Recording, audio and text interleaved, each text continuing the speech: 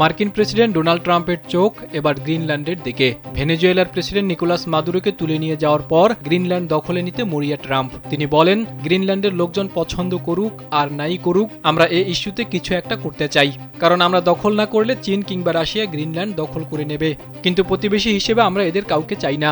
শনিবার হোয়াইট হাউসে মার্কিন যুক্তরাষ্ট্রের বিভিন্ন তেল কোম্পানির কর্মকর্তাদের সঙ্গে ভেনেজুয়েলার জ্বালানি তেল নিয়ে বৈঠকের পর গ্রিনল্যান্ড নিয়ে এমন মন্তব্য করেন ট্রাম্প।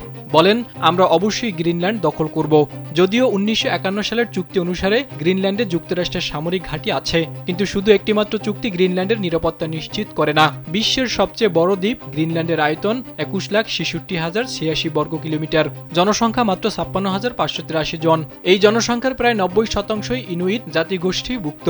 গ্রিনল্যান্ডের অবস্থান উত্তর আমেরিকা অঞ্চলে হলেও এই দ্বীপটি ডেনমার্কের অধীন একটি স্বায়ত্তশাসিত প্রদেশ। গ্রিনল্যান্ডের অধিকাংশ জনসংখ্যা ডেনমার্ক ও ইউরোপীয় ইউনিয়নের নাগরিক। 2025 সালের 20 জানুয়ারি যুক্তরাষ্ট্রের প্রেসিডেন্ট হিসেবে শপথ গ্রহণের পর থেকে গ্রিনল্যান্ড দখলের কথা বলে আসছে ট্রাম্প, আর এতে বরাবরই গ্রিনল্যান্ড ও ডেনমার্ক তীব্র আপত্তি জানিয়ে আসছে।